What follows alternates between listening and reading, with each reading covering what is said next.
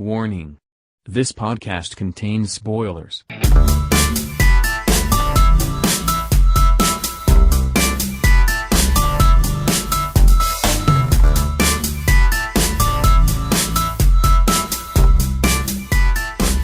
World Cinema Club. Welcome to Third World Cinema Club. I'm John Tawasil from Press and Confusion.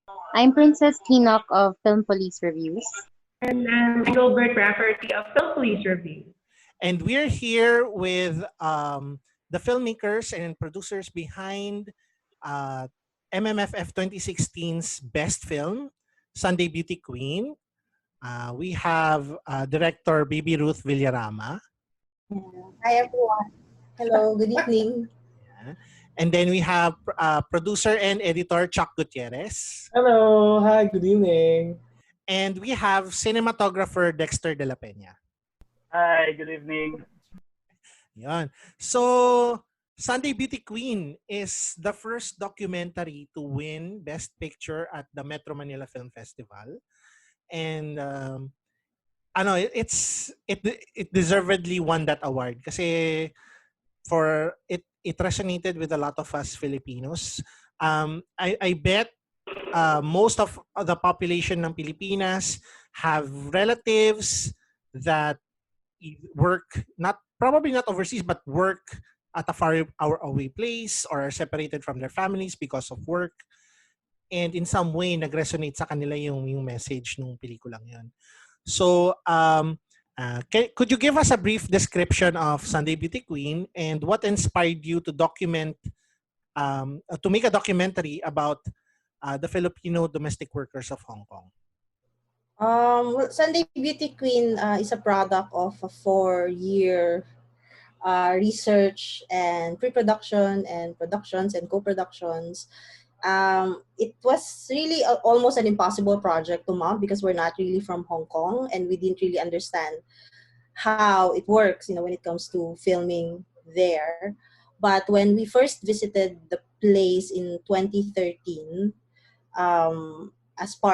we were promoting another documentary, which was Jazz in Love. That was my first encounter with the thousands of Filipino overseas workers gathered at Chater Road one Sunday when we were, just walking around. And then, nagulat ako, parang feeling ko na-transpose ako. Na parang sabi ko, bakit parang naging Quiapo bigla yung Hong Kong? Parang na-disorient ako na parang na-occupy ng mga Pinoy yung Hong Kong, which is a beautiful and interesting experience.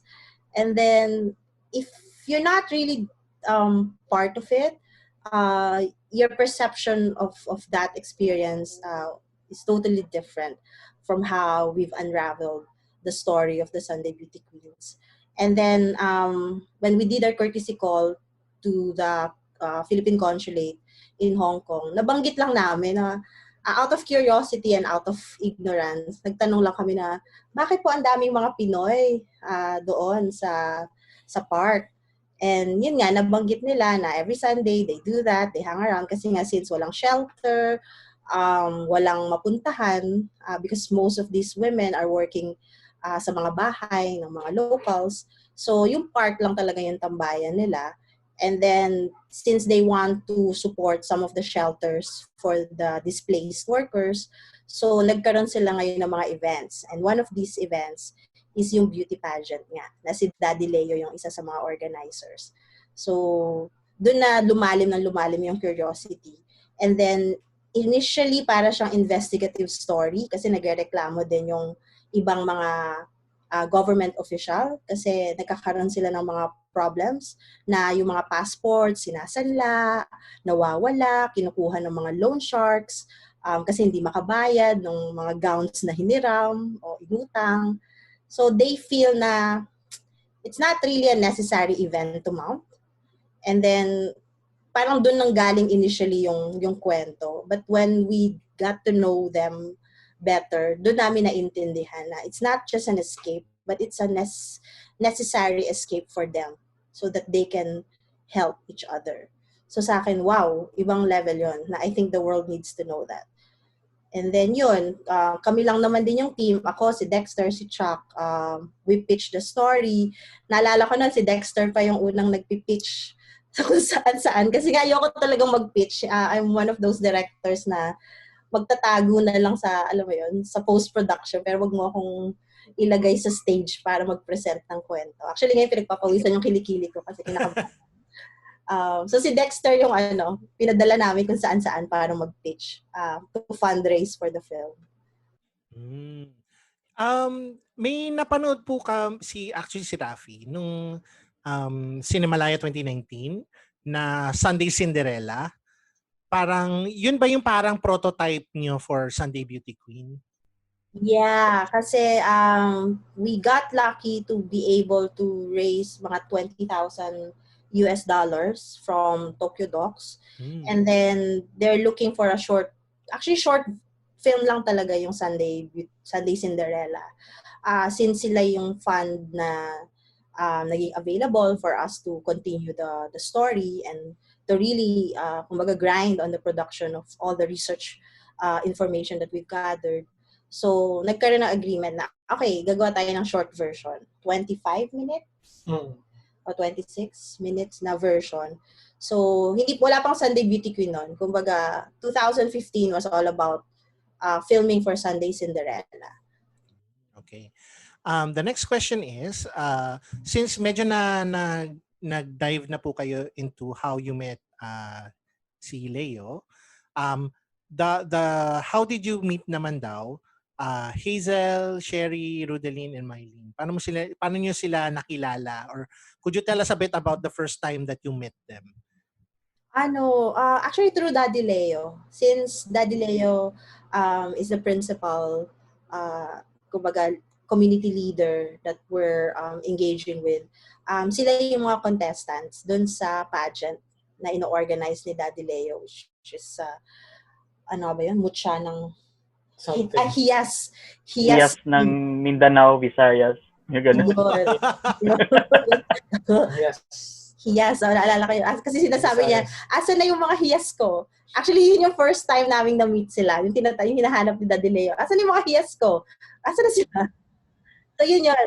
Ang Rono, yung kumbaga, the first time na nakita natin sila sa film was actually the first time na nakita namin sila as filmmakers.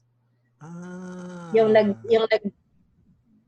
sinasabi ni Daddy Leo na huwag nyo isipin na dahil katulong kayo, nagtatrabaho kayo, ganito lang kayo. Isipin nyo, manager kayo. So, habang sinasabi ni Daddy Leo yun, yung mga mata namin, umiikot na sino tong mga to?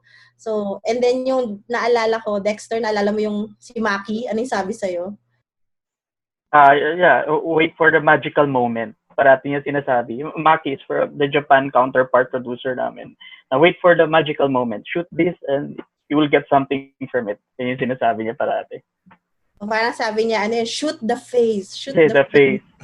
So, siguro ganda siya dun sa mga hiyas na nakikita niya. So, ang challenge nito, sino sa kanila yung susundan natin o bibigyan natin ng focus. Kasi nga, medyo madami rin sila. So, from then, yun kung ano yung first time yung nakita sila, yun din yung first time na nakita namin sila. And then, slowly, with the help of our field producer from Hong Kong, si Michael Wong, na very well respected sa Hong Kong as a field producer and also as a journalist. Tinulungan niya kami kausapin yung mga employers nila. So, kung 16 candidates yun. So, mga 16 employers din yung sinulatan namin, tinawagan. So, si Michael Wong yung nakipag-usap kasi I think from, being a local to another local, mas kampante silang to really discuss about it.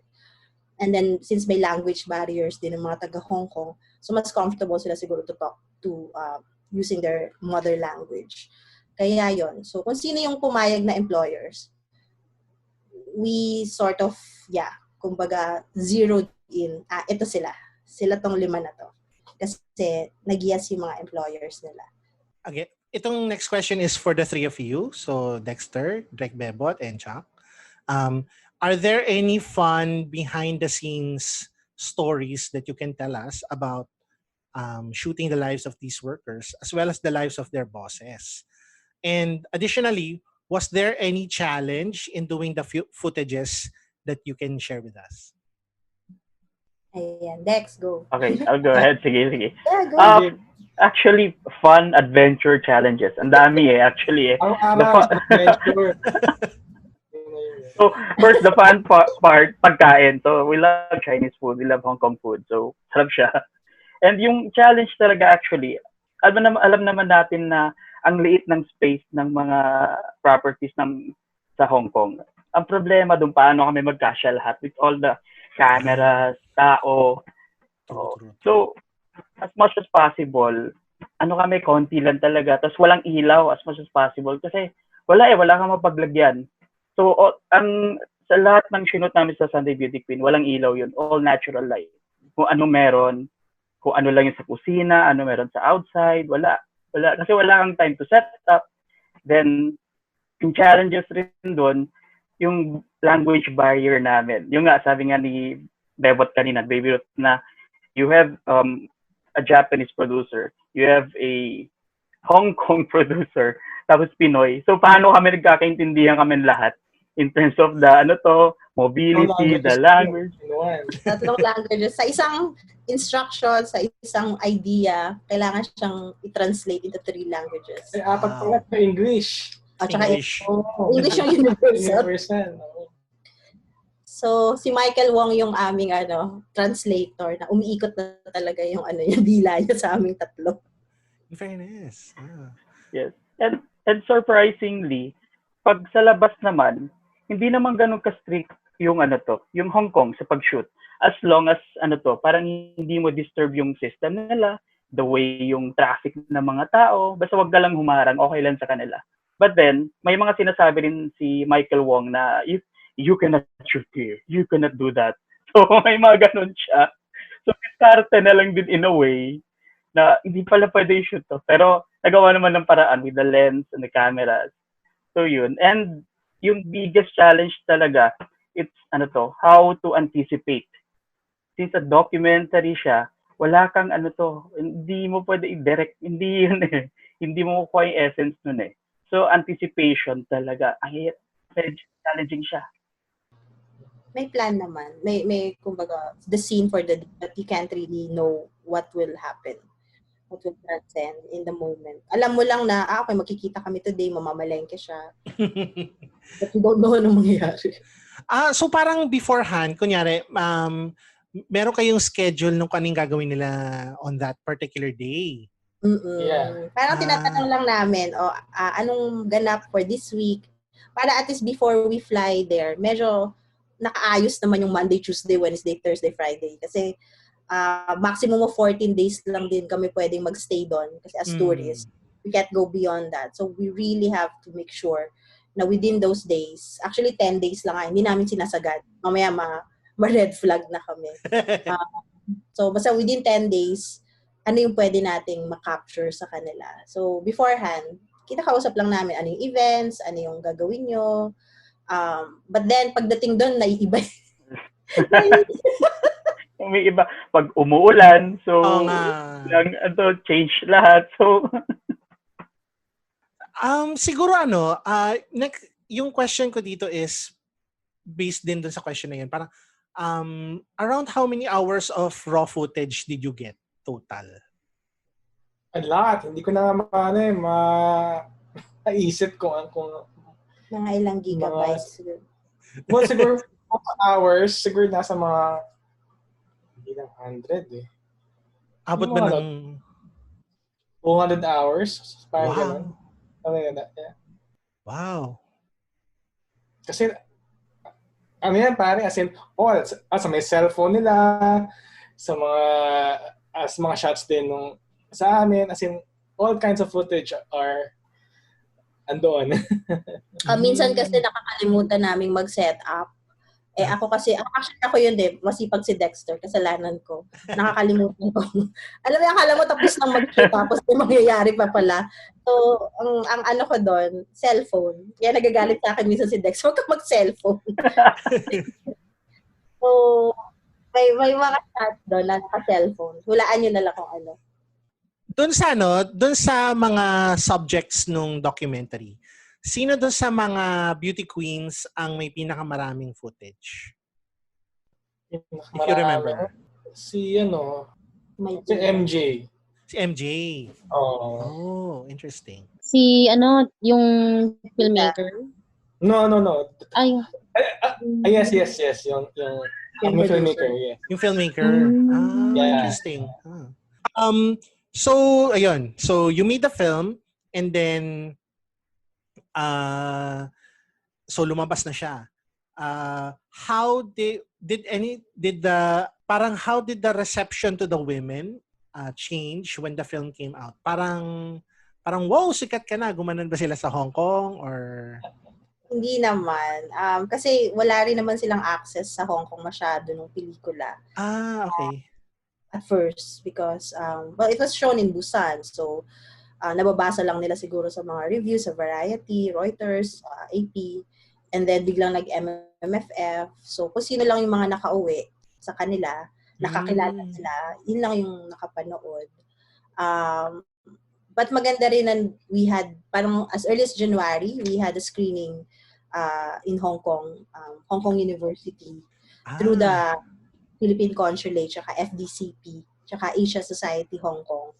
So, yun, nagkaroon ng chance na mapanood ng mga employers nila, tsaka nung mga kaibigan nila. But still, it's still small. Actually, ngayon pa lang nagkakaroon ng impact yung film when we launch it online. Doon pa lang napanood sa Hong Kong for the first time. Wow. Doon pa lang napanood ng relatives ni Hazel for the first time in Ilocos. Tsaka ng mga anak nila. So, I guess it's more of yung realization. It's not naman a popularity contest. I'd like to think na the film did not resonate as, they're gonna be celebrities because I think they represent something deeper and bigger than that. So parang nagkaroon ng realization sa mga anak nila, sa mga kamag-anak nila.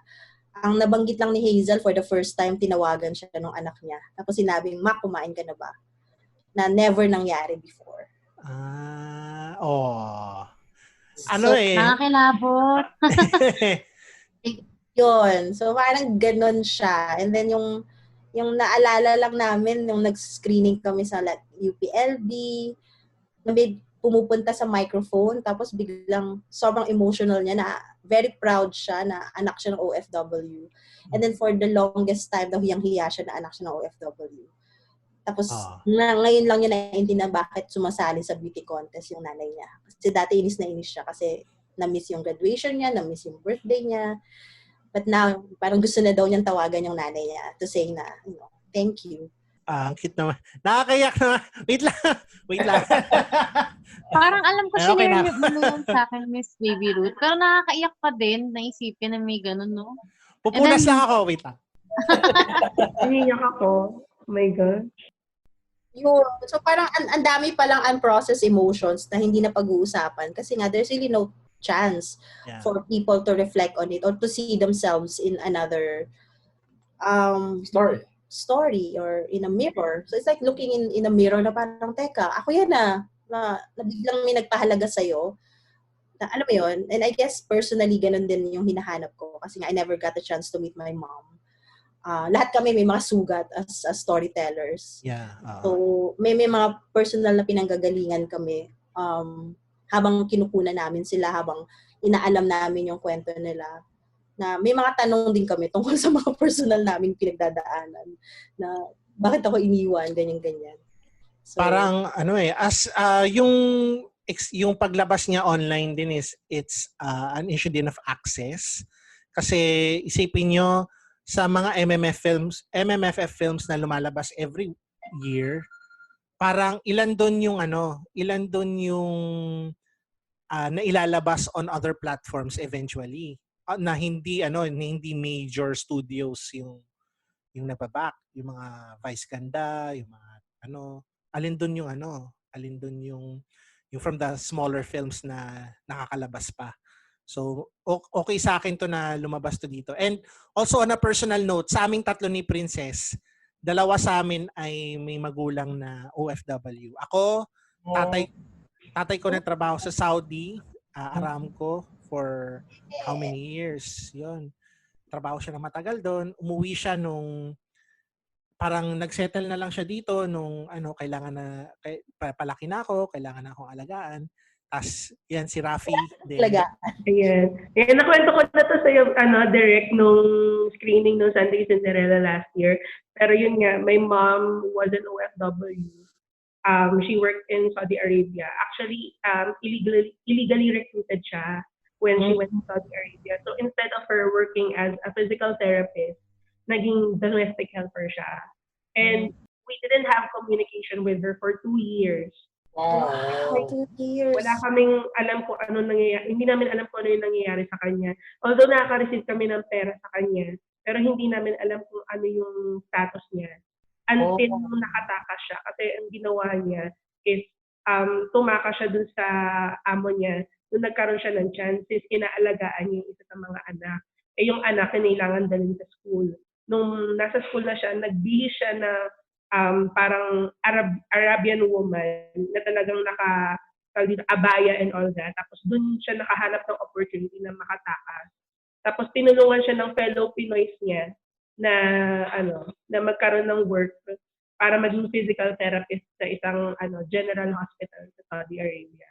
And then doon na nag-start yung journey niya na maging doctor. So doon siya nag-take ng ng MD course niya or ng MD degree niya hanggang sa naging siya orthopedic doctor sa Saudi Arabia sa King Fahad General Hospital. So nung pinanood namin yung Sunday Beauty Queen nung MMFF 2016, talagang magkatabi kami ni Mami na umiiyak at nagyayakapan kami. So yun, very memorable yung experience. Oh my God. I mean, look at that. Kumbaga, minsan kailangan din nating paalala sa mga sarili natin na since medyo hindi kaya ng gobyerno na bantayan tayo habang pinapatapon tayo sa iba't ibang lupalop ng mundo. Kumbaga tayo lang talaga magtutulungan sa bandang huli. So, yun yung masakit na katotohanan, and I think it's one of the things that we have to emphasize na guys, tulong-tulong tayo. Mukhang tayo lang talaga tayo lang makakatulong sa mga sarili natin.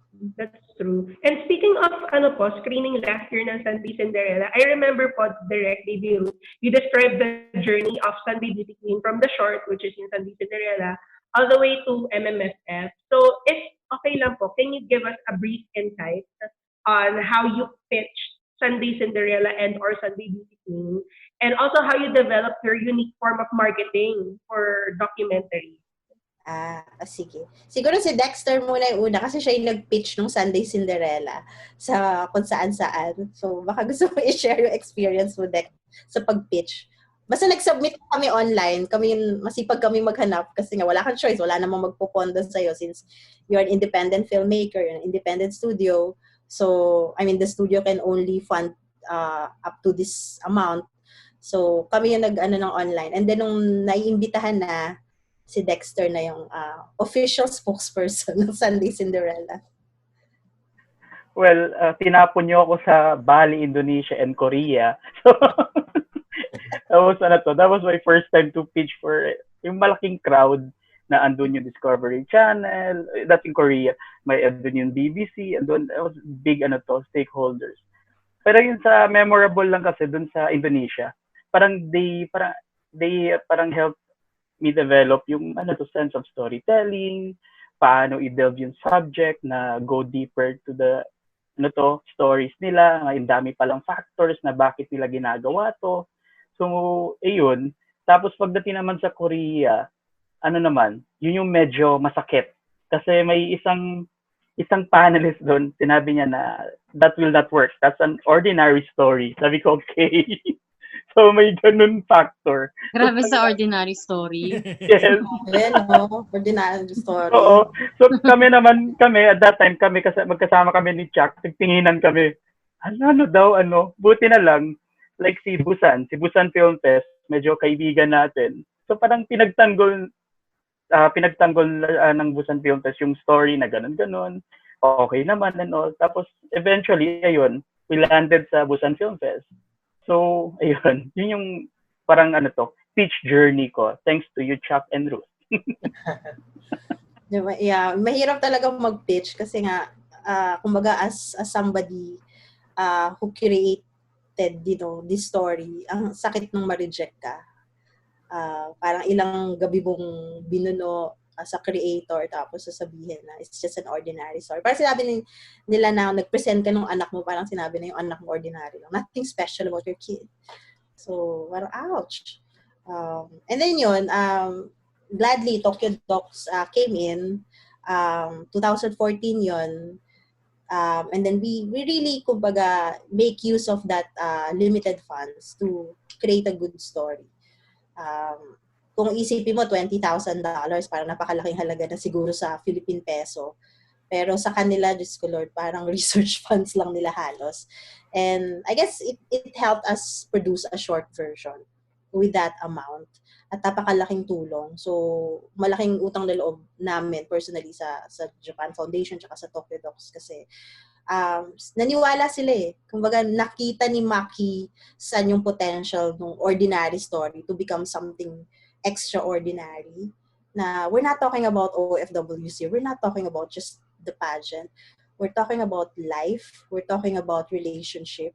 And we're talking about modern day heroes na hindi pilit. Kasi totoo siya eh. Kumbaga, you cannot get any real than them. So, yun. And then, yung ginamit namin yung short version na yun, present ni Chuck sa TBA. Yeah. Actually, naka-move on na ako nun kasi nga nakakuha na ako ng scholarship. So, kailangan ko na mag-aral somewhere. And then, parang based dun sa feedback ng mga tao dun sa short version, naghahanap sila ng continuation. Since tapos na yung Tokyo Docs, sabi ni Maki, parang nag-donate na lang si Maki ng $500 pa.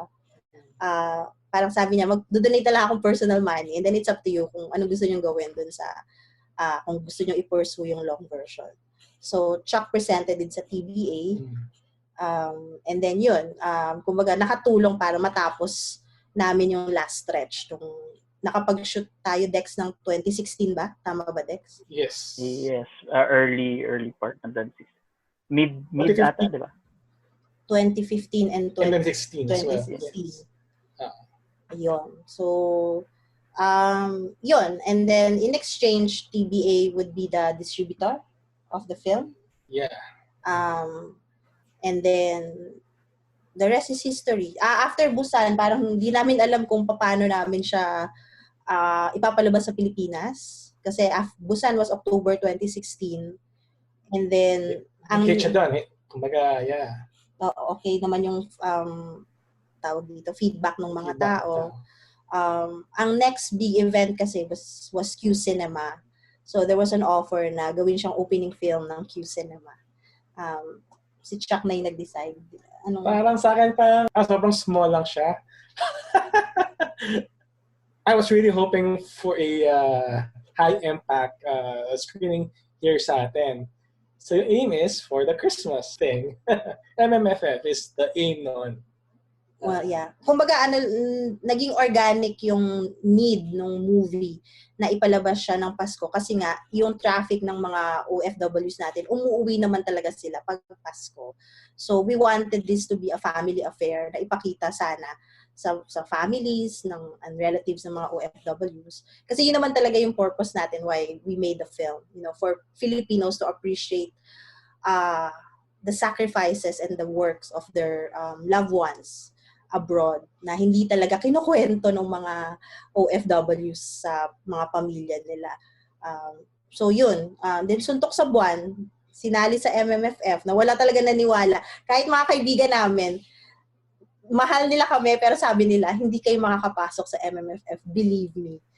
And then, sila na mismo yung nagsasabi na, paano yung float nyo? Magpapagawa kayo ng float? Sinong sasakay dyan? Pero you have to remember, your film is a fucking documentary film na hindi siya nababagay sa event na yan. It's a highly commercialized festival na iba yung, I guess, hinahanap ng mga tao or nakasanayan ng mga tao.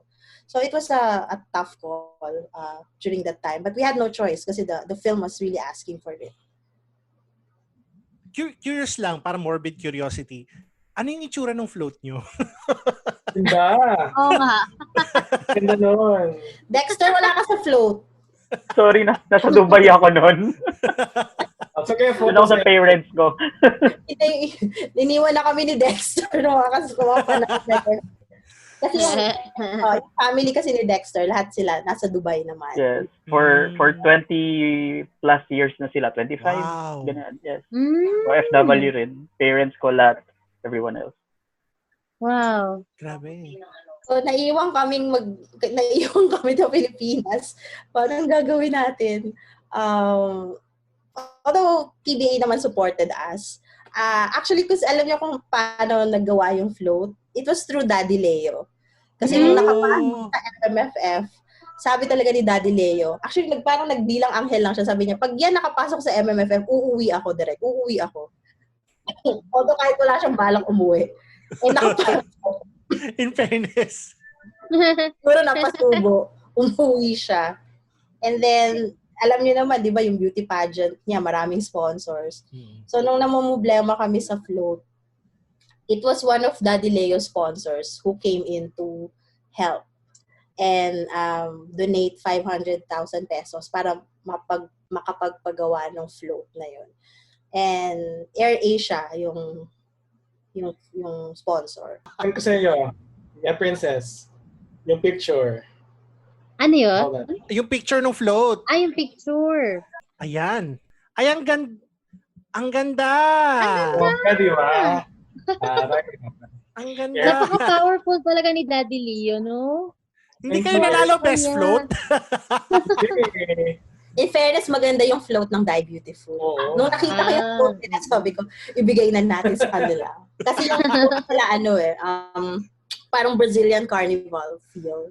Wow. Tapos Parang parang Mardi Gras, ganun. Mardi Gras, tapos parang nakatanga sila. Wala na.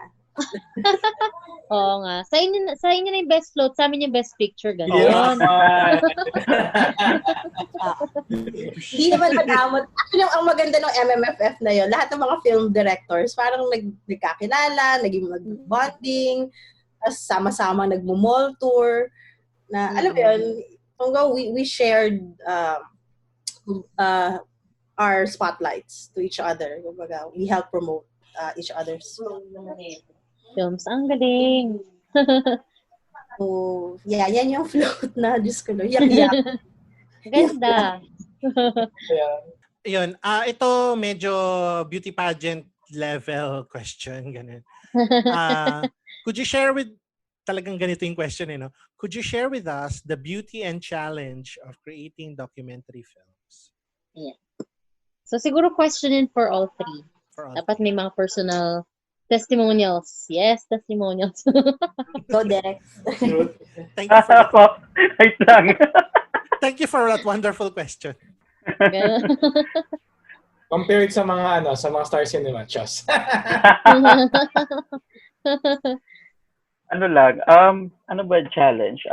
Ano nga, it's tulad ng sabi ni Baby Ruth na parang hindi naman mahirap, challenging siya ibenta, to introduce ulit sa Philippines, 'di ba? To show it to the people. Medyo challenging siya na as documentaries, parang paano mo to gagawin, 'di ba? Yung mga challenges, yung budget, pag-pitch, like yung ginawa namin, pag-pitch pa lang, parang ang time, it takes a while, 'di ba? Ang dami namin pinitch, tapos eto lang, di naman eto lang, kundi kulang pa siya in a way Eto yung makukuha mo, paano mo siya ba-budget, tapos isipin mo pa next yung story, yung mga challenges, but then, rewarding din in the end, na your story, you're giving hope to the people in a way, na eto yung pinagdadaanan ng mga tao, eto yung totoong story, like sa Sunday Beauty Queen, na eto yung totoo, regardless of anything, eto transparent everything. And you're not just giving the story, but also giving hope through their stories. So, yun. Ganda. Very Kaya good. pala siya yung kinukuha niyo pang pitch, no? Kaya pala siya yung pinaka-pitch niyo natin. Ang ganda. Dexter lang makakapagsabi niya. Lord, hugot yun, hugot. Pero ang ganda. Kayo naman naman. Speech Kayo lang naman, Dalawa. kayo naman pong dalawa. Ano yung question ulit? Wala. Eto. Na-mesmerize na lang ako sa sagot ni Dexter. What is the beauty and challenge of creating documentary films? Okay. The beauty in creating documentary films is that you find yourself when you create such real stories. And you get to know the world a little better, a little closer through the footprints of the people that you follow. There's beauty in it, and you understand life, not on a superficial level na kung ano lang yung napapanood natin, kung ano yung pinapakita. And we also become more sensitive in knowing the things that people are not saying. We get to see the magnitude of those tiny gray areas in people's emotions. Kaya, hindi ka pwedeng magsinungaling sa akin kasi nga, sa dami ng nakausap kong tao, nakikilala ko na kung sino yung nagsisinungaling, sino yung nagpe-perform, sino yung nag-a-assert, sino yung mga narcissist. Okay lang yun. Kumbaga, iba-iba naman ang quirks sa mga tao. So, yun yung beauty nun. Kumbaga, para kang nagiging Professor X na naiintindihan mo yung mundo dahil sa mga kwentong ganito. Ang mahirap lang sa kanya is yung emotional baggage na dala-dala. I guess for me kasi, na-absorb ko lahat yun eh. Na-absorb ko yung sakit, na-absorb ko yung pait, na-absorb ko yung umaapaw na kaligayahan na walang mapaglagyan. Siyempre, pag nakinig ka sa kanila, doon ako nahirapan eh. Saan ko siya ibabalin? Na I have this cocktails of emotion na hindi ko alam kung paano ko siya ilalabas o ihuhulma. Pag natapos na yung documentary film na ipalabas na, yehey, nagkaroon na ng impact, naiiwan ako as a filmmaker. And alam mo yung feeling na hubad ka. Kasi binigay mo sa mundo eh. And kaya ang sakit din pag nakakabasa ka ng mga criticism na ay parang low budget yung film. Alam mo yun? So, sa bagay, totoo naman, low budget nga. Pero, ay hindi yung masakit na yung sinabi na kung ang dati MMFF, lechon yung pinapakain sa mga tao, ngayon tuyo na lang. So, narinig namin yun sa radyo. So, parang ako, wow. So, yun yung, I guess, challenging in a way. Kasi yung budgetary constraint, may tatawid siya. I mean, if you're a good filmmaker, sa panahon na to, mahahanap mo yung tamang partners na makatulong sa'yo to make your film. Kumbaga, gandahan mo lang talaga. Make your portfolio really, really awesome that they cannot ignore you anymore. Pero yung challenge na maiiwan ka pagkatapos ng lahat, kasi hindi mo alam kung saan mo ipapark yung emotions na natanggap mo or nakita mo or yung realities and wisdom na nasaksihan mo. Yun eh. Parang kailangan mo mag-debrief pero hindi mo alam kung paano. So, yun yung sa akin. Yan, very good. No? Thank you po for your wonderful answer. Yeah? Ganun na. May lalabas na araw, Ruth. Same sa inyo, guys. Si MJ. I agree on you. Ako umiyak. Ang hirap kaya nun. Di ba? Parang... Ang hirap nga. Ang hirap eh. Mahirap Parang, talaga. Gusto nyo ba na insider ng slide? Sige, go. So habang nag-i-interview kami ni Ruth, parang isa sa amin, or kami dalawa umiiyak. Kasi sa mga stories nila, yun yung emotional baggage na sinasabi natin nila. Kasi ang hirap, nagiging personal na siya in a way. But also, you need to distance yourself in a way rin. So just to observe everything. You know? Oo nga. Yun. Yun. Yun na yun. Yun na yun. Okay na yan. Applicable na yan. Applicable sa akin yan. Ano ba challenges mo as producer? Lahat! Sige, mga sinabi ninyo, yun ang aking problema ko yun. Nag-over budget ba kayo? May nagkaroon ba ng chance na nag-over kayo sa budget? Iyon nakulangan, parang gano'n. Nakulangan Sa pala. Macau, In short, yun ang pinaka-weird sa amin. Sige, pakishare sa kanila yung Ay, ito sa Dexter. Macau. Makakalimutin ako yun. Ano nga ba nangyari sa Macau, Dex? Alam ko unplanned yun eh. Wala sa itinerary natin. Ang plano Wala sa natin, budget! wala sa budget. Ihatid lang natin siya sa port. Remember yung scene saan si Lynn was kicked out of yung house niya. Tapos ano siya nag-ano siya sa Macau. sa Macau, di ba? Yeah. Yun ano yun, kumbaga Wala sa that's a budget. whole ad-lib thing. And then sinamahan namin siya doon sa main station ng ship. And then si Ruth parang sabi niya na, "Oy, Samahan natin. Sabay samahan. Sa Macau." And then, ako parang, no, we can't. Ito yung budget.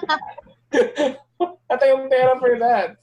hindi kasi parang naawa lang kami na nawala na nga ng trabaho. Tapos, parang iiwan namin siya doon sa port. Ano tawag doon? Port. Seaport nung Hong Kong going to Macau. Tapos wala siyang pera-pera. Tapos birthday niya, di ba? Birthday ng anak niya.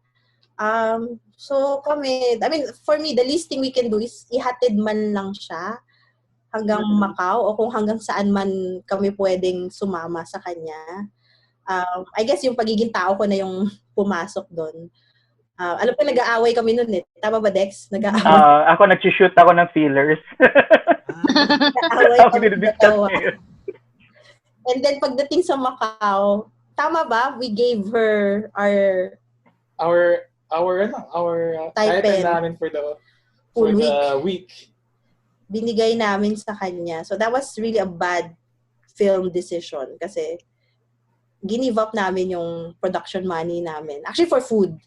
Naka-budget na kasi yung food. Ang style kasi niya, para hindi kami nakatali sa kanya, para hindi rin niya kami responsibilidad. Binibigyan niya kami ng stipend, tama ba? Na parang bahala kayo. Kung gusto niyo kumain, at least nasa inyo na yung stipend niyo. Bigay niyo na lang sa akin yung resibo. If I remember it right. So dahil walang allowance si Lynn and she's really on her own and God knows kung hanggang kailan siya bago makahanap ng trabaho. So parang nagkatinginan kami at alam mo yun, di ko alam kung moral compass na lang yung nangibabaw na ibigay na lang sa kanya yung food allowance namin for that. Ang galing that's a really interesting tidbit parang kasi kami as viewers, parang akalain mo parang very edited siya in a way na parang hindi siya kasama sa footage. Pero actually, when I was seeing that scene again, kasi napanood ko na to before, pero nirefresh ko lang for this episode. Sabi ko, grabe, parang bakit ganun? Sabi ko, first part pa lang, mas na siya, parang very alarming na siya sa emotion. Na parang, hindi lang siya about OFW. It's about the inside, what's going on with your life outside of your own country, of your own household.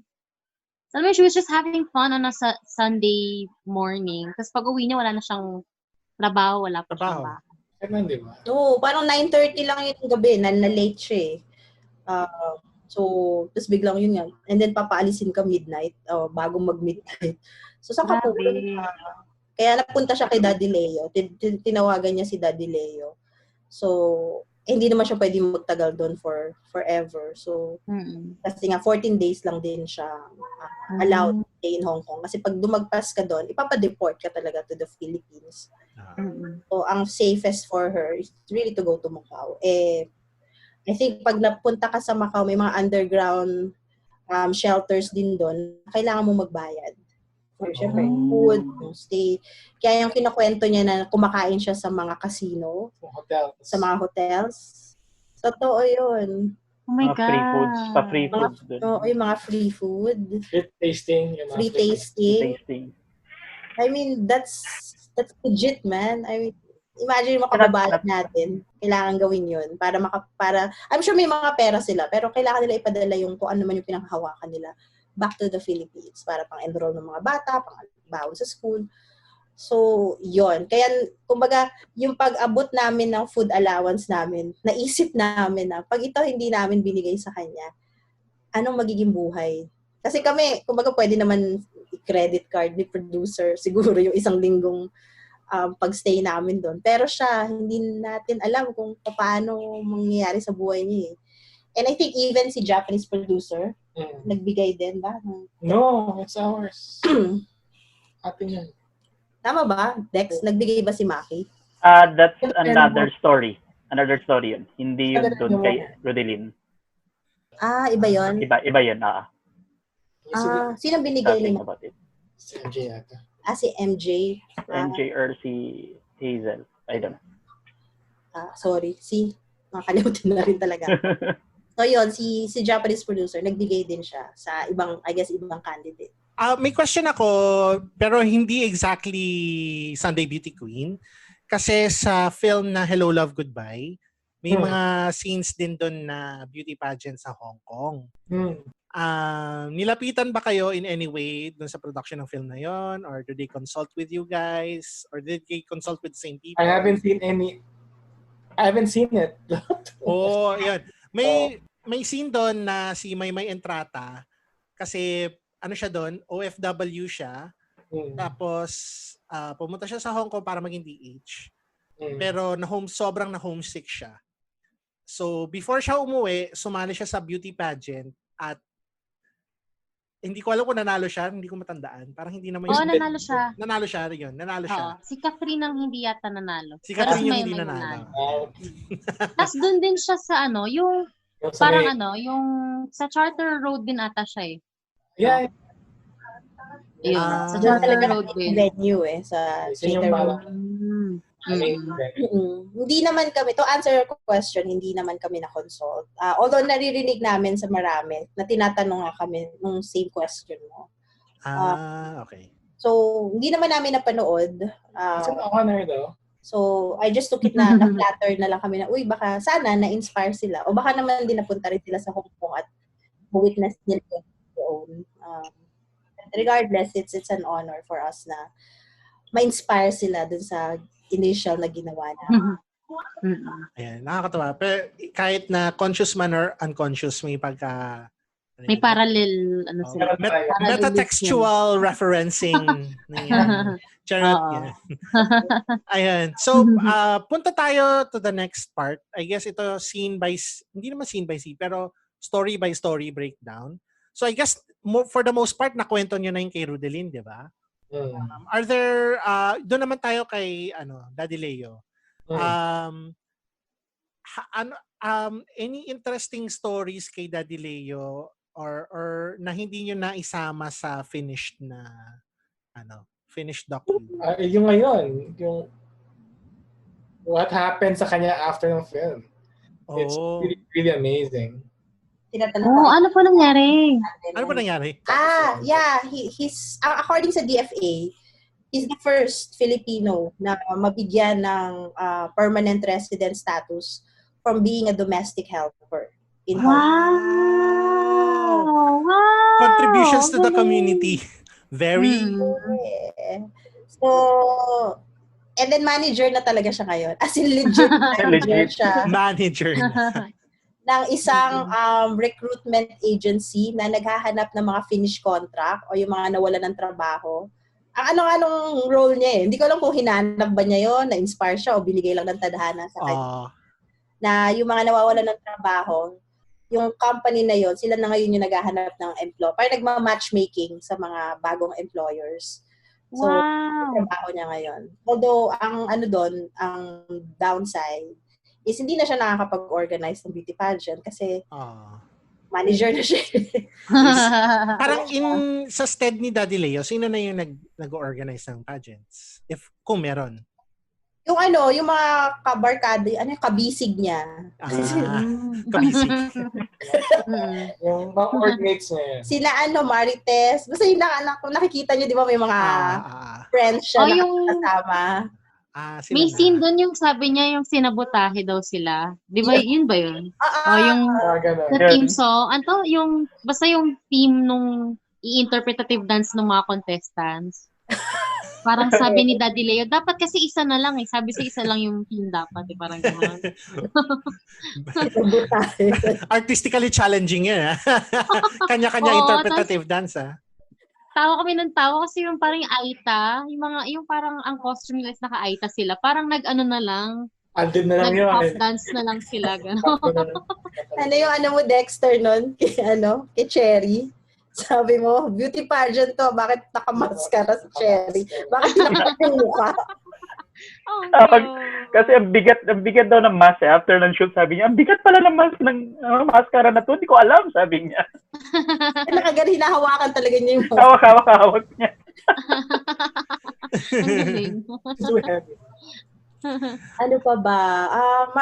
Ano ba yung, maraming scenes na yung printing ng ticket. Yung ticket. Naalala ko yun kasi gusto ko sana ipaliwanag yung how it really works as a beauty pageant kasi nga baka people, don't really understand. Paano kayo nagpa-fundraising through the beauty pageant? So, ticket system siya. So, lahat ng candidates, meron silang yellow tickets na 100 pieces ata or more. Tapos, binibenta nila yon. So, the most number ng tickets na makabenta, meron ding award for that. Oh. Dati kasi, kung sino lang yung pinakamaraming nabenta na tickets, siya yung winner. Pero I guess, nagreklamo siguro yung iba na parang, hindi naman ganun kaganda yung sagot niya na bakit nanalo siya. So, naging merit-based na. Merit-based na ngayon. So, nagkaroon na ng mga judges, kaya yung mga sponsors, kung nga si AirAsia, si Smart Padala, si LBC, sila kayo yung kinukuhang judges. Ni Daddy Leo. Ang cute. So, ang cute nga. Minsan nga yung mga taga-Disney, ni-invite nila para mag-judge. Or yung mga consulate. So, medyo high profile yung yung pageant niya. Kasi nga, it works sa interest din ng mga business sectors. Kasi, thousands of Filipinos are watching the pageant. So, nandun lang yung logo mo. Minsan nga may pa-premyo pa doon na balikbayan box na ang daming gustong makapanalo actually. Kasi malaking bagay sa kanila yung magkaroon ng libreng padala na balikbayan box. So yun yung scene na deleted scene, yung pag-print ng ticket ni Daddy Leo. Haba din kasi nun eh. So parang sabi ni editor, I don't think ma-appreciate pa yan ng mga tao. So, yun. It was a long process din. Ano pa ba, Dex? Baka may naalala ka pa na mga deleted scenes ni Daddy Leo. Isip ko rin eh. Medyo marami actually, pero hindi ko maalala yung ano to. So, walang katapusang train ride. Yeah. Train Kung ride. saan kami nagpupunta. Yung sa Yaumate, tsaka sa Jordan. Oo, nung una kasi, since hindi namin kabisado yung Hong Kong, nakasunod lang kami kay Daddy Leo. Yung si Mylene kasi, yung story niya based sa Jordan Station. Jordan. Kita. Si Daddy Leo, sabi niya, hindi, dito tayo. So, nagkakawala-wala na kami. Kasi yung pala, yung mga house helpers doon, hindi nila kabisado ang Hong Kong. Kasi, since nakatira lang sila sa house, and then it's a market, and it's a school. So, hindi nila sure yung buong Hong Kong islands, di ba? So, yun ang... So, that's one thing na we realize na, I guess it's more of realization sa line production na we thought na since taga doon sila, na we can rely on them. But, nga naman, kasi nga, since most of their time, sa bahay lang sila, they don't really have the chance to really get to know the island. So, maraming gano'n, paikot-ikot. Ano pa ba? Actually, dami rin. Mostly, mga details nung pag-organize ng pageants na we realize in the end, it's not really that important anymore. So, lagi siyang galit, actually, si Daddy Leo. Lagi niyang pinapagalitan yung mga contestants. So, hindi halata Parang very loving manager. Ano yun? Pang ano na yan? Pang love niya yun. Term of love alam hate. mo parang stage manager na he wants to make sure na everything is on time, everything is organized. So, yun. Kailangan niya maging ganun, really strict. That's a good thing. Very curious lang ako sa kanya kasi parang hinahanap pa ba siya ng pamilya niya sa Pilipinas? Kasi parang sa kanilang 5 siya yung longest, di ba, na nagstay sa Hong Kong. Umuwi siya nung marami siyang pinag-aaral na pamangkin sa Iloilo. Okay. And Daddy Leo used to be a banker. He used to work sa land bank. Kaya pala ano siya, sabi niya, may isang scene doon, sabi niya, mukha akong pera. Money down, sabi niya ganun. Hindi natin yan Funny pala. trabaho. Since siguro maraming kailangan pag-aralin at suportahan. So, he took the high road and went to Hong Kong. So, yun. Ano ba? Yan. Yun. Marami pa na actually, hindi namin maalala sa dami. And then, naalala ko na si Dexter. Kain siya ng kain. Kumain ni Daddy Leo. Masarap magluto. Masarap magluto. Okay. Okay. Nakailang balik din tayo dun eh. Oh. At yung Ruth, yung relationship nilang dalawa, meron yun eh. Ni Ate Judy. Meron din portion na gano'n. I think we can do a short film kung ibisitahin ulit natin yung mga materials. Yung relationship ni Mami Judy tsaka ni Daddy Leo. Kulit din eh. Makulit silang mag-away. Ang cute nila. So, marami ring eksenang gano'n. Yun, basta yung isang scene na nakita ko na naghain si Mami Judy. Tapos yung nagprito siya ng fish, tapos may topping. Sabi ko, sarap naman ang pagkain ni Mami nila magluto dyan.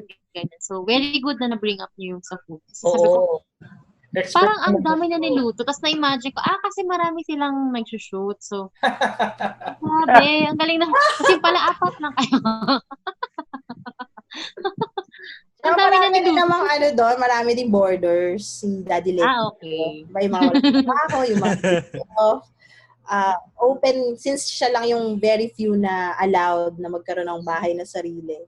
So, yung iba na gusto lang matulog away from their employer's house, tumatambay sa bahay niya. So, yun.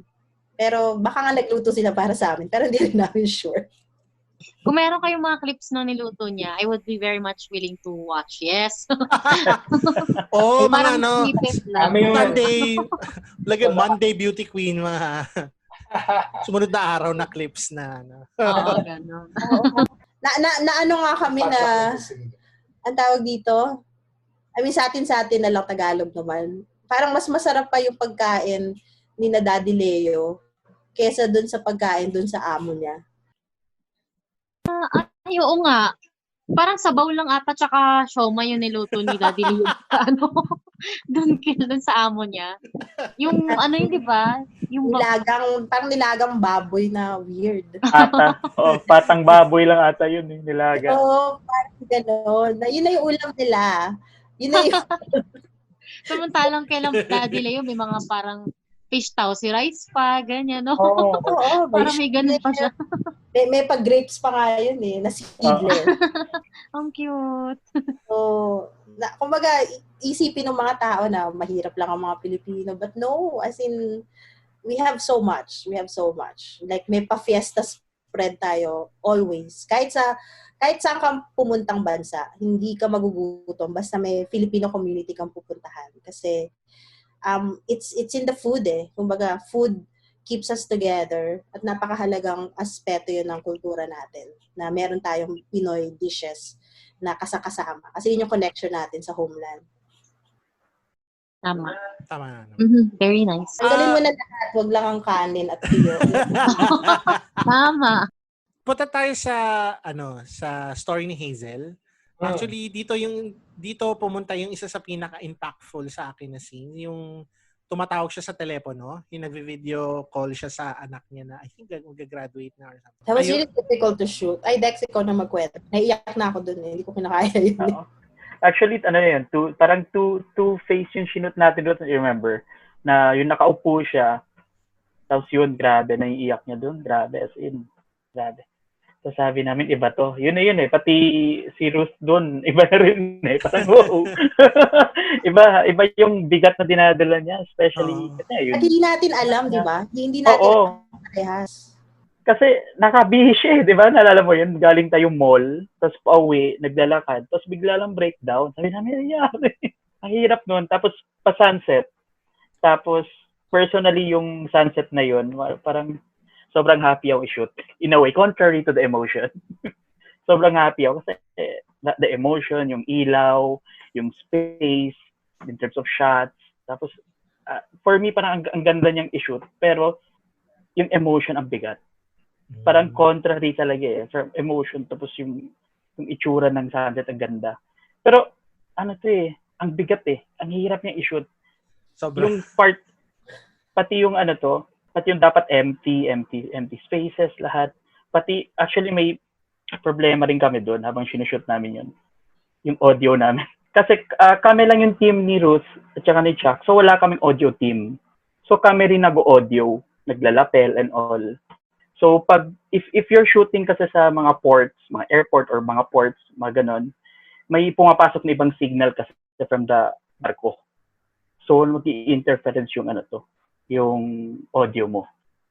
So thankfully si Wild Sound, Ruth, na-cure nila yun in a way. Ayun, yung mga insight, mga challenges lang. Nasaan na si Hazel ngayon, by the way? Same employer pa rin yung tinatrabaho? He's there.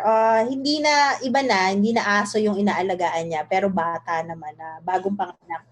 Oh. Actually, this is really interesting kasi naalala niyo yung awards night ng MMFF? Yes. Si Hazel, tinatawagan siya ng employer niya while she's on her beautiful white gown.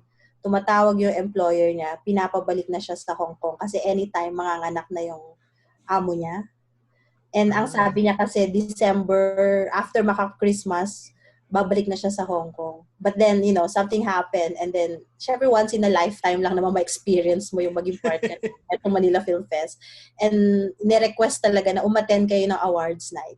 Tapos ang daming mga fashion designer na nagbihis talaga sa kanya. Ang dami talaga nag-volunteer. Like Martin Bautista, wow. Francis Libiran, sino pa ba? Basta, as in, ano yun?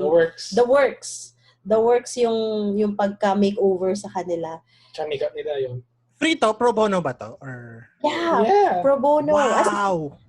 And for them, it was an honor na bihisan sila. As in, ganun yung level na please allow us... Andre sponsored for their makeup. Yeah, ganun na parang they really, kumbaga, felt privileged na bihisan sila. So yun, tumatawag yung employer niya sa kanya. Manganganak na.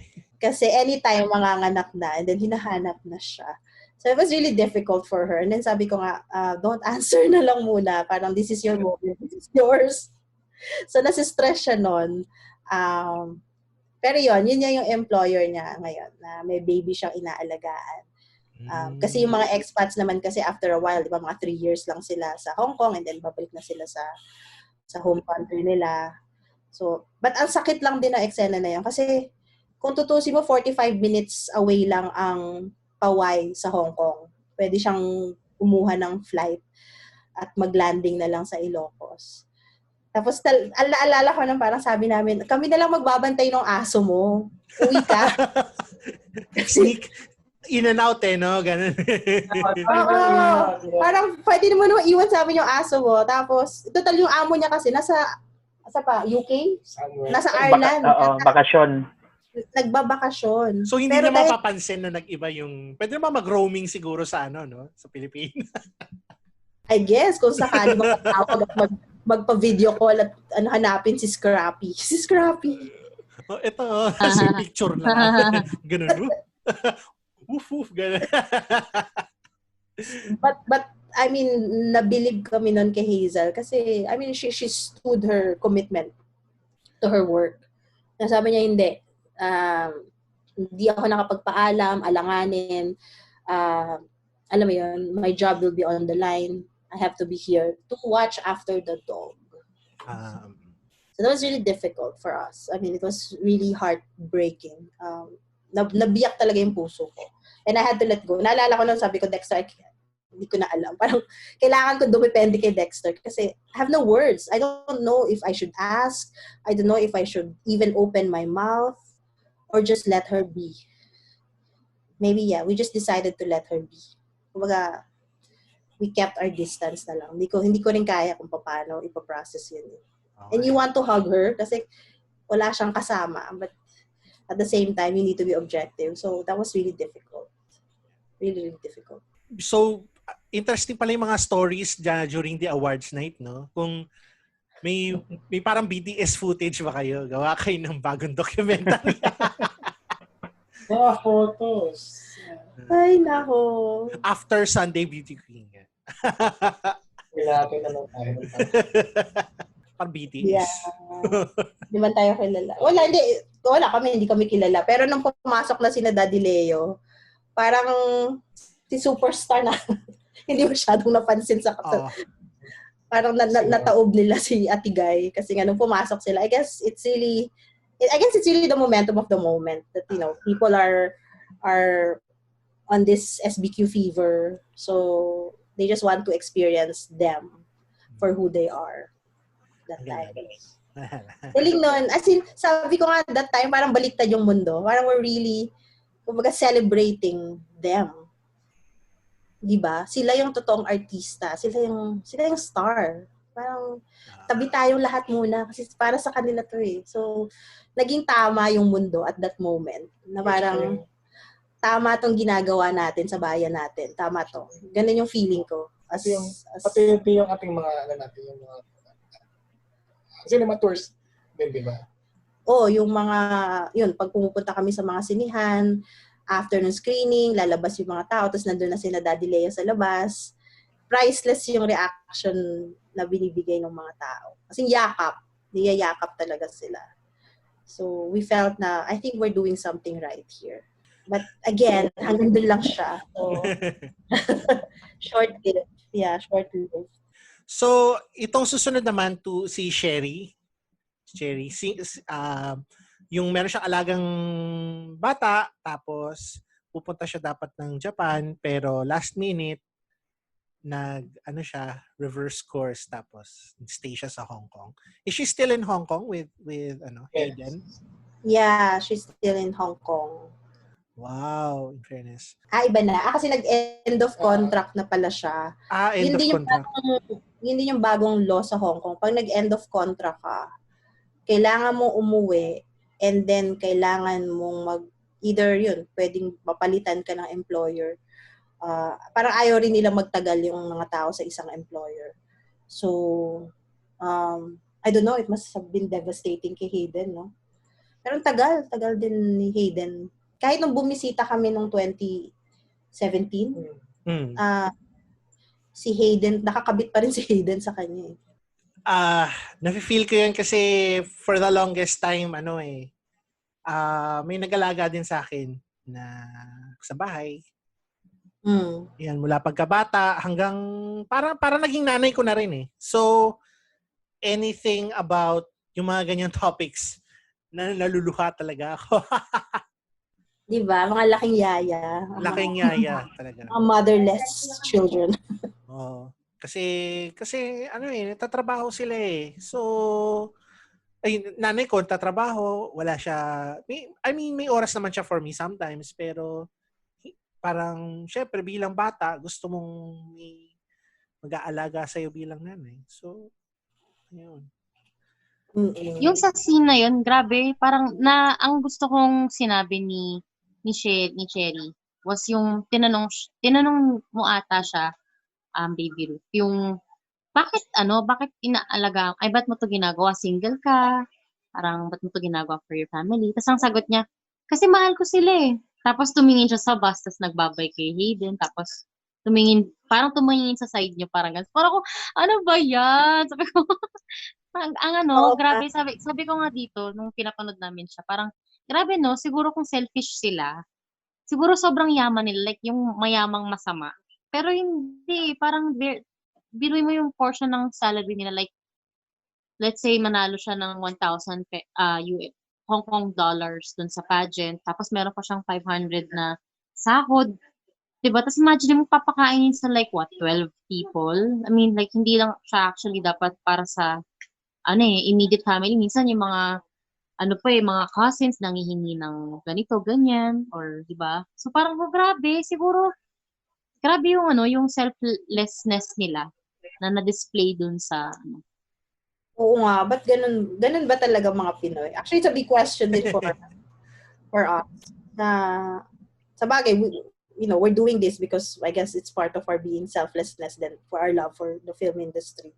But sa kanila kasi on a daily basis na life work nila, na naalala mo Dexter yung kinukwento ni Mylene na pag birthday yata o Pasko, nagpapadala siya ng lechon. So minsan nanonood lang daw siya sa, I guess parang ganito, tapos yun, nakikita niya yung pamilya niya kumakain ng lechon, tapos siya canned goods. Basta masaya na siya. Kumbaga, at least alam in her mind and heart, nandun siya. Kasi nandun yung lechon sa Davao or sa Jensan pala. Sa Jensan. Kahit wala siya doon. So, may ganun yung, di ko alam kung ganun tayo pinalaki, ganun ang kultura natin. I guess it's this selflessness that's incredible. Really incredible. Iba yun. Ibang level. Yung society din kasi natin parang yung role ng mga babae is yung mag-alaga ng bata, I guess, kasi di ba medyo patriarchal yung family, yung structure natin. So yung tatay ay magtatrabaho, magpo-provide, tapos yung babae, yung expected gender role sa kanila siguro is yun nga, mag-alaga. And kung i-transplant mo yung parang cultural na yun sa ibang lugar, bilang caretakers ka, ganon. Parang yun, parang transplanted application nun. I don't know. Para just throwing it out there. Yeah. Oo. Baka nasa anthropological definition ng pag-iisang Pinoy. Ayun nga eh. So, ganong, personality or character, which is not bad, but sometimes, yun nga, kailangan mo lang din balansehin kasi too much True. Of being selfless naman, nakakalimutan mo ng mahalin yung sarili mo. Yeah. Ika nga sa status na pinost ko nung isang araw, don't set yourself on fire just to keep others warm. Ang ganda, Andy. Taray. Taray. Please follow me on Facebook, ganon. Parang hindi ko nakita yun, the post mo. Nandiyan lang yan. Set yourself on fire to keep Others warm. Ang galing. Follow me on Facebook. Charot. Ikaw na. Ikaw na.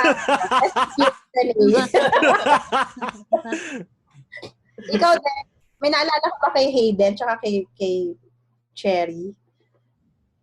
Baka may pang adventure natin with them. Yung kid parang siya, masyado siyang attached kay Cherry.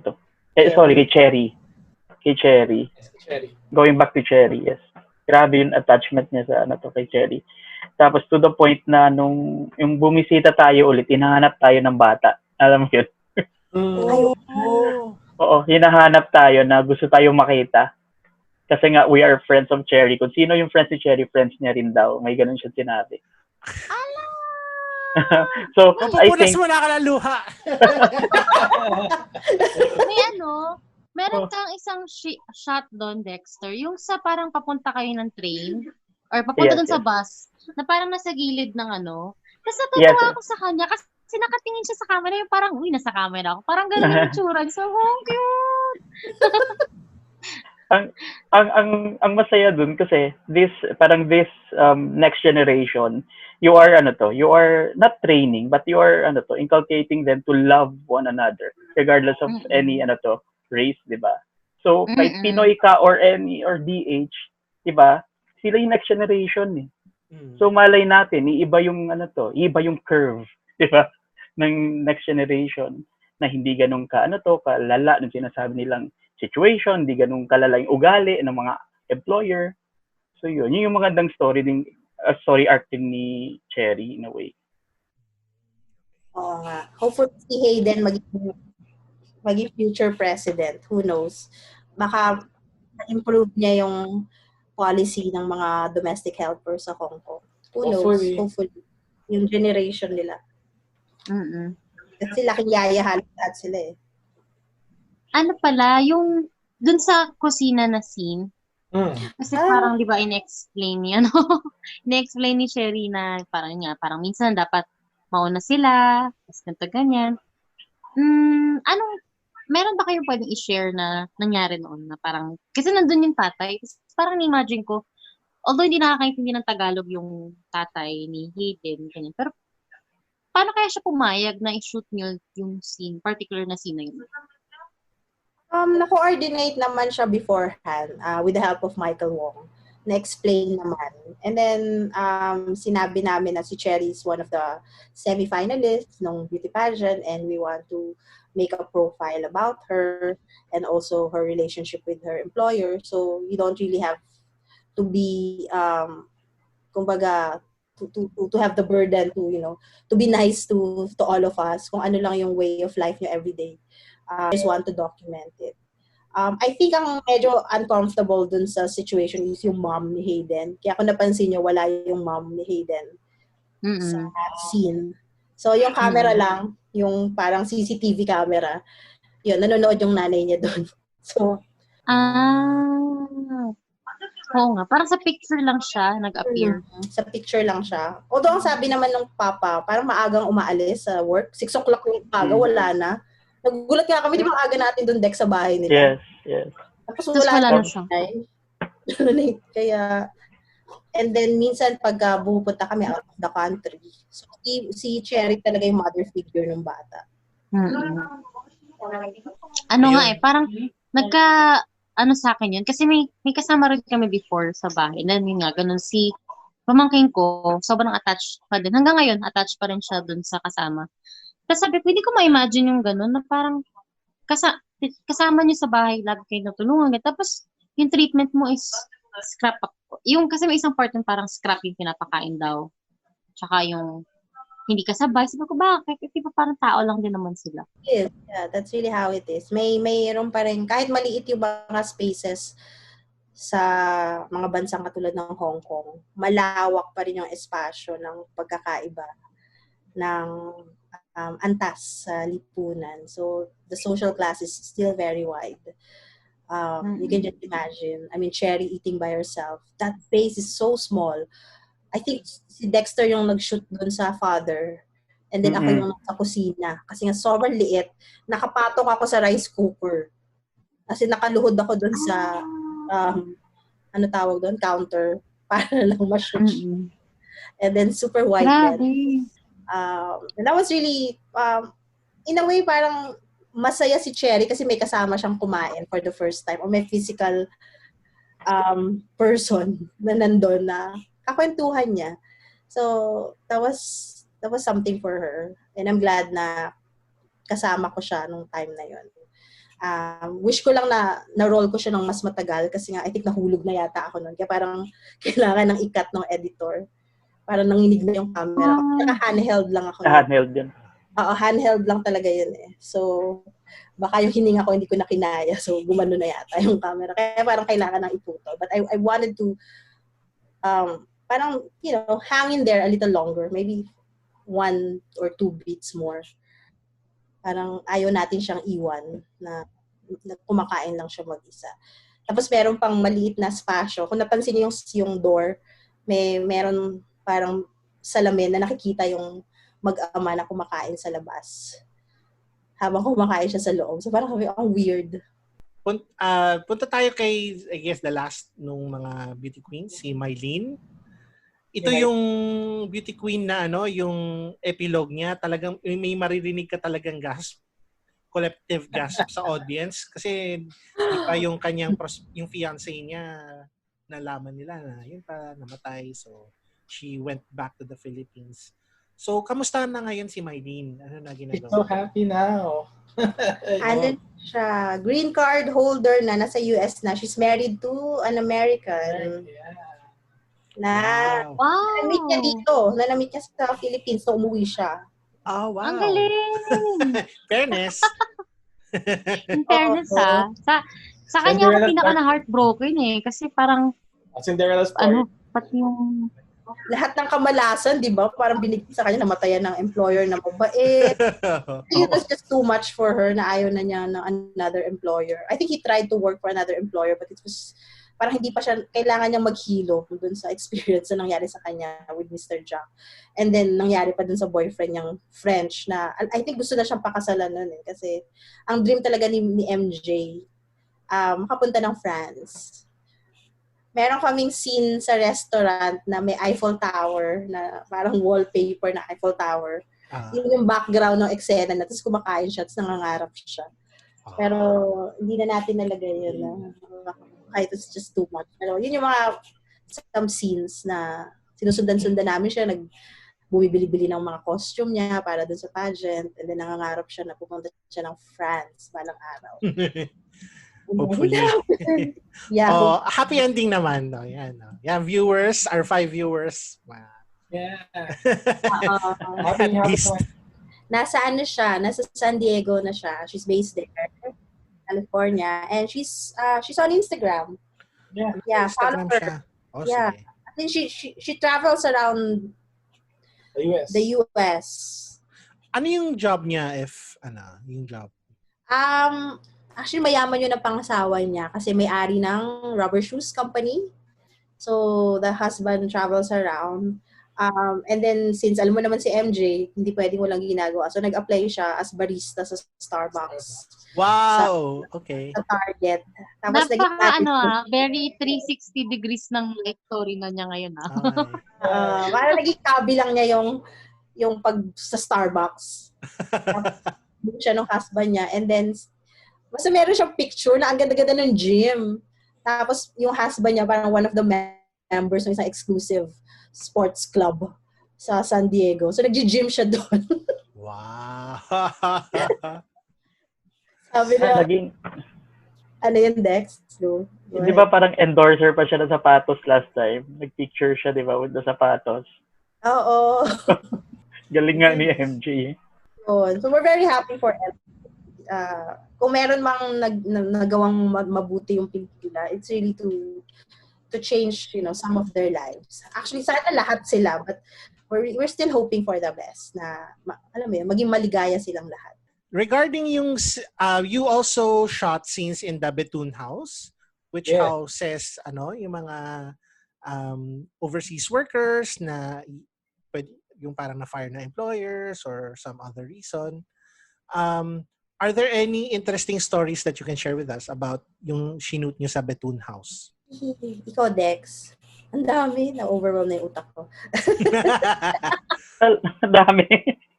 Yung hindi lang yung Pinoy na andon, kundi from Malaysia, from Indonesia, from iba't iba na they were able to adopt yung mga walang employer that time. So medyo heartbreaking yung mga stories nila. Ang dami rin namin na shoot doon na stories na ayun na kasi sobrang dami din natin malagay na yung common denominator nila yung mga alas 12 na pinapaalis sila sa paay agad, ni walang kapalit, yung common denominator talaga doon. Bakit ba kasi midnight sila magpalayas? Labo. Weird. Saan titira yan? Sa hotel?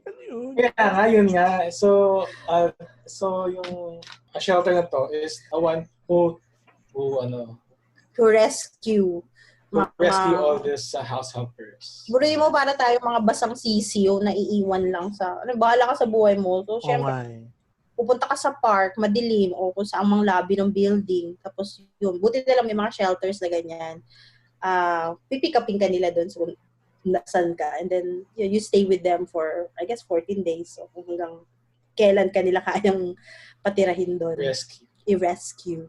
So, very important yung element na yun sa film. Kasi, we can't just, kumbaga, tell the story from the point of view of a pageant. I think people needs to see what this pageant really means to all of them and where is the support going. Ano yung essence ng pageant. So gusto lang namin i-loop sana yung Bethune House.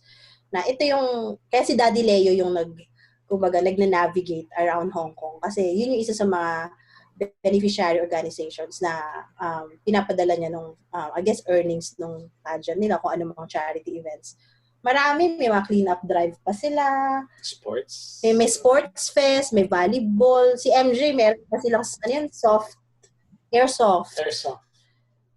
Marami silang events na all for charity or katuwaan, minsan basketball games, just to, keep the community alive and then make sure na yung shelter na yon. Kasi anybody can lose their jobs eh. So, mahalaga sa lahat na i-keep yung shelter na yon. Actually, kung pwede nga lang dagdagan na para marami kayong shelter. Marami kayong Airbnb kung gusto nila matulog, to stay away from your employer's house. May pupuntahan ka. So, that's why they're the one keeping those shelters alive. Kaya, yun. So, parang in-invite lang kami ni Daddy Leo kung gusto namin sumama. So, kami naman, since, mga batang kalad ka rin, sinundan lang namin siya. So, that's why, yun, yung si Dexter, nashutan niya si Daddy Leo na parang lumalakad sa nagtatayugang mga building around Hong Kong, which is, I think, very nice. Ito medyo, so, we're gonna start wrapping up na the episode. Siguro final questions. Ito very, I guess, in the light of current events din. Kasi, in the past year or so, may significant political turmoil ngayon sa Hong Kong with the protests going on. Have any of yung mga natira sa Hong Kong, have any of their lives been affected by what's going on in Hong Kong? And of course, yung coronavirus pandemic din siguro. Yeah, my God. Parang sunod-sunod yung nangyayari sa kanila with the encroachment of the Chinese government to Hong Kong society, this virus. Ang nakakatuwa lang kasi kinamusta namin sila during nung height nung clash nung Hong Kong citizen, nung mga rallies. If you look at it, yung mga young leaders, yung mga students na nagpo-protest, alaga yun ng mga Pinoys at mga OFWs. Yeah. And these Pinoys are a product of the people power and so on. So, minsan yung mga Pinoys na to dinadala nila ng pagkain yung mga student protesters. Kumbaga, hindi naman tumitigil sa bahay yung pagiging yaya ng mga OFWs natin. Eh. So, while the protesters are there on the street, dinadala sila ng food, dinadala ng kung ano man, damit. So, yun yung relationship na, actually, ang sarap nga niyang gawa ng film na, may title ako naisip, parang You're Not Alone, Hong Kong. Ay! Di ba? Supportahan ko yan. Wala lang. Kasi parang, while I guess, some people are abandoning them or they feel na mag-isa na lang sila. Kasi laban nila yun against the big communist regime of China. Parang, andun yung mga Pinoy, hindi sila iniwan. Andun sila. Siguro out of necessity or what, but they're there. They're there. Ang galing, wala lang. Yun. Documentary idea. Yeah. Gusto ko sana mag-shoot pero ayaw ng producer ko. No! Sige, shoot na tayo. Ngayon, ang gusto mo. pag medyo nabawasan na yung coronavirus siguro. Shoot na tayo. Tara, Cathay Pacific ulit. Tara. Mura na ngayon ang aeroplano. Sobra. In fairness sa Cathay Pacific, Oo. Ano pa ba? And then yung ngayon with the coronavirus, actually ang daming unreported cases ng mga OFWs na na-infect ng mga amo nila sa loob ng bahay. Ay, oo. Na hindi na lang nare-report at namamatay. I mean, thank God kung napapa-hospital sila. But may iba, kumbaga sumasakabilang buhay. So, these are realities na hindi maiwasan. Nagpapasalamat na lang kami na safe sina Daddy Leo, safe yung mga Sunday Beauty Queens natin. At nagpa-fundraising pa rin sila, ha? In fairness. Kumbaga, andun pa rin yung sense of community nila to reach out and to help each other. Siguro pasahan ng pagkain. Since wala na silang Sunday gatherings masyado, kasi bawal na. So, I guess they created their way of communicating to each other and making sure na kung sino may nangangailangan ng tulong, merong mapadala kahit paano. So, nag-create sila ng ganong sistema. So, interesting. Pero, yun, kumbaga, laban-laban lang. Laban lang together. Iba talaga, solidarity, no? Pag nasa ibang bansa kayo, you still doon nanggagaling yung yung sinasabi niyo nga sense of community. Kaya nakakatuwa siyang makita kahit na sa mga panahon ngayon. Yun. Yeah, especially pag nasa abroad ka kasi wala kang kasama. Yun nga parang it's an innate need na maging social ka with someone else. Syempre, pupunta ka dun sa kababayan mo. Yun yung first mong choice. Oo, yun yung, kumbaga, first line of defense talaga to reach out to somebody who knows you, who can understand you, who can help you. Ano yung impact ng film in terms of OFWs? Tsaka yung reception siguro ng, kunyari, POEA or OWA? Ganun. Ano yung... Ang nabalita lang sa amin, nung unang first quarter after the film was released, so mga around March, may nabago sa policy ng Hong Kong government.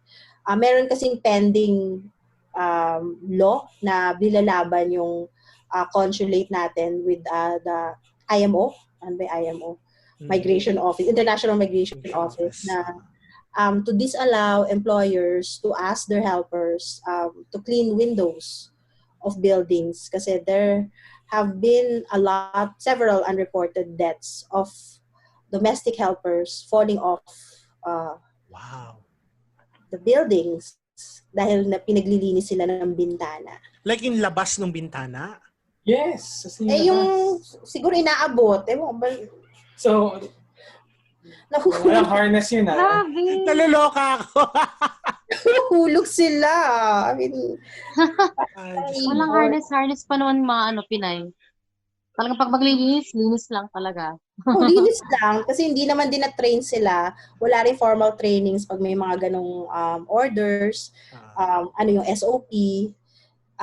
Na-review yun. Kumbaga, nakita rin yung discrepancies in terms of capacity building ng mga OFWs na pinapadala na napakahalaga ng training tsaka cultural awareness, cultural education kasi iba-iba yan Kumbaga we are sending off economic ambassadors to these various cities. Yes. So it's very important na itong mga economic ambassadors natin, naiintindihan nila yung way of life, yung way of thinking ng mga tao dun para hindi rin sila ma-abuse. Kasi yun din yung kakulangan, yung how to communicate properly without being emotional.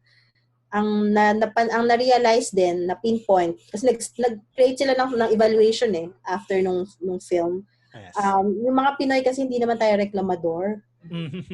Titiisin hanggat kayang tiisin. And then, sasabog na lang pag hindi na talaga kaya. Yung tipong, super magiging emotional, magwawala, o maglalayas. So, hindi rin siya maganda. So, nagkaroon ng mga succeeding communication training. Tapos naalala ko si Ricky Lee na-inspire, pumunta ng Hong Kong, nagbigay ng communication training at script writing. Workshop. May mga ganon. May mga nababalitaan na lang kami na pumupunta ng Hong Kong, nag-organize ng kung ano-ano. Dahil na-inspire sila sa film. Oh yeah, there's this legal mission. A group of lawyers from the Integrated Bar of the Philippines. Nag-organize sila ng legal mission. Wow. Parang saan tinawag nila Sunday Beauty Queen Legal Mission to Hong Kong para alamin yung mga kaso ng mga kababayan natin doon and see how they can help. So, yun yung mga little social impact na nangyari. And then, itong Department of OFWs. Kasi napalabas natin to sa Senate. So, yung mga senators, napanood siya.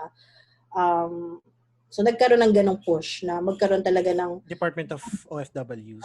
Isang department na kumbaga para mabawasan na yung redundancy kasi ang dami pupuntahang mga institutions para magiging one-stop shop siya. Parang overlapping ng DOLE tsaka DFA, parang ganon. So, parang hiwalay na sila. POEA, OWA pa. Ang dami. So, sila nalilito rin. Kung returning OFW ka, saan ako pupunta? Oo nga naman. Kaya yung iba parang ayaw na umuwi kasi pag umuwi ka, panibagong bayad yata ulit bago ka makaalis.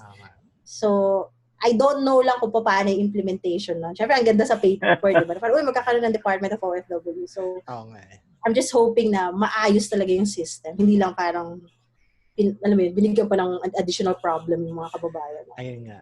Yan. Exactly. Yun talaga problema ng gobyerno natin minsan Parang on paper, okay tayo. Pero yung implementation ng laws natin. It's so hard. So ayun, so any final thoughts before we end this episode? Ikaw muna, Sis. Final thoughts on Sunday Beauty Queen. The Sunday Beauty Queen is a very, very well-executed, sinarap ko, well-executed, tinakpan ko silang tatlo, well-executed, documentary. Salamat. Kasi, very misleading yung title. Akala mo pang pageant siya, pero hindi siya. It's not just about the recreational, it's also about the subjects themselves. Tapos sabi ko nga, kapag ako nanonood kasi ng documentaries, lagi ako naghahanap ng resolution to the story. Pero as filmmaking evolves, you learn that there is no resolution.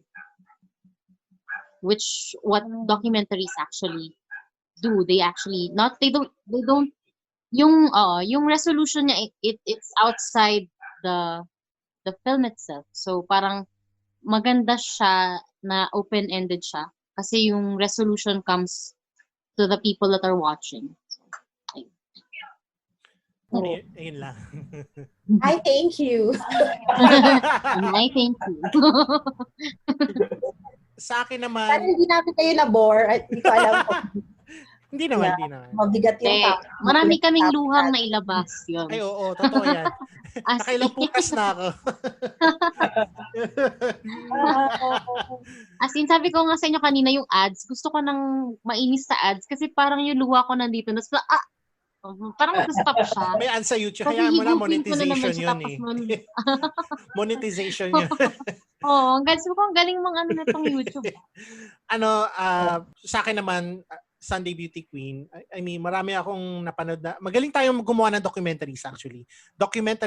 Filipino documentary film is underappreciated parang subgenre of film dito sa Pilipinas.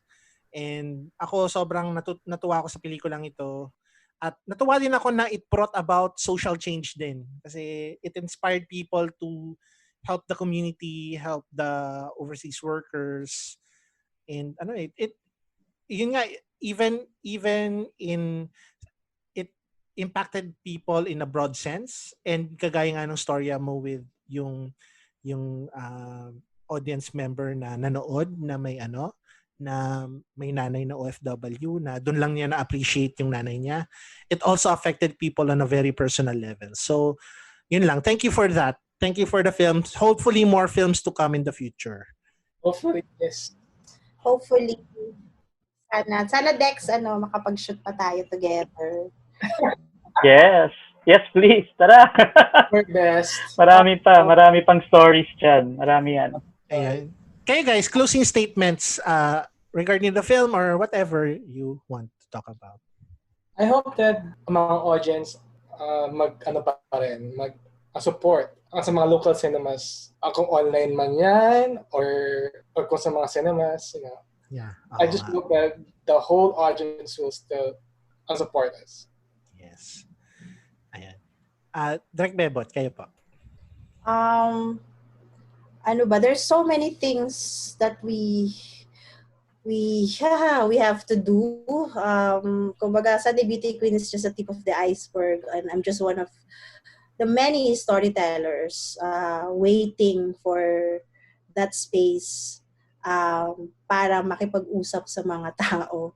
Kasi yun lang naman yung gusto namin as storytellers. We want to share our films to the audience, and I just hope that we'll be given the platform, the opportunity, and the right space for us to share these works. Na ang documentary kasi hindi naman natatapos yan sa palabas lang. Kasi it's imprinting a cultural memory to each and every one of us. That's really important. And we have to know our identity. At yun yung recovery natin as a nation. We have yet to really know who we are as Filipinos. After so many years of being colonized by different nations, sino ba talaga tayo? Sino ba talaga ang Pinoy? Na ang dali-dali nating mapaniwala, ang dali-dali nating magalit, we're highly emotional, ang dali-dali nating sumuko, or minsan sumisurrender na lang sa fate. But sana magkaroon tayo ng direction na yun. Hindi ko alam kung governance ba yon or collective efforts ng lahat. But we have to know where we're going. And I hope these stories somehow can, make us realize the lessons and the wisdom kung saan ba talaga tayo patungo at para ma-appreciate din natin saan ba tayo nanggaling. Kasi yun yung role ng documentary. So, sana mas marami pang gumawa. Actually, marami pang lalabas. So, antay lang kayo. Not necessarily coming from us per se, but may mga ibang documentary filmmakers pa na mas magagaling sa amin na gumagawa rin ng mga ng pelikula. Na excited din ako na mapanood yung mga gawa nila. Yes, hopefully. Kayo po, Sir Dexter, final thoughts. Actually, nasabi na ni Ruth lahat. Pero, parang, parang as filmmakers or as an artist, na kahit pa paano, ito yung parang little contribution namin sa society na kahit maliit yung mga stories, pero malaki impact na it gives hope to the people. Sila. Yan. So, Direk, everyone, thank you so much for joining us. Thank you po. Third World Cinema. Thank you for having us again. Thank you. Again. Salamat. Yan, second episode na nila with us, si Direk. Oo, Yes. At hindi kayo magsawa at sana tulungan nyo kami i-promote pa ang documentaries at magagandang Filipino films. Especially na we're living in this new normal. So, para tayo nag-experiment kung paano ba natin ma-share yung mga works natin at the same time. Paano tayo magiging sustainable. So to First World Cinema. Yes. Yes. In the future, we're planning din a documentary-based episode. Dapat ng Daang Docu, isasama namin kayo. Actually, kukunin ko dapat kayo for Kukunin Daang namin Docu. kayo for it. Tapos i-review namin yung kunyari, Aswang, etc. yung mga films doon. Pero yun nga, coronavirus happened. Pero anytime bumalik yung Daang Docu in whatever form you wish, ganun. Please don't hesitate to call us. We will be more than happy to talk with you for another 2 hours. Ganun. Thank you. Ko-connect din namin kayo sa maraming mga filmmakers na grabe rin yung trabaho nila dun sa mga documentaries na ginawa nila. And nakatapos namin mag-meeting kanina. So we'll keep you posted about the Daang Docu. Definitely we'll do something here. Finalize ng but yeah, we'll keep you posted. Yan. Thank you. Thank you again, guys. Super thank Thank you, Dexter. Nice meeting you. Thanks, Thank you. Direk. Yan. And Thank you. Ay, ang cute! wow! Minifig ba yan? Robin. Oo. Lego. Lego. Si Robin. Bye, guys. Bye. Bye, Bye, guys. guys. Until Thank next you. time. Bye.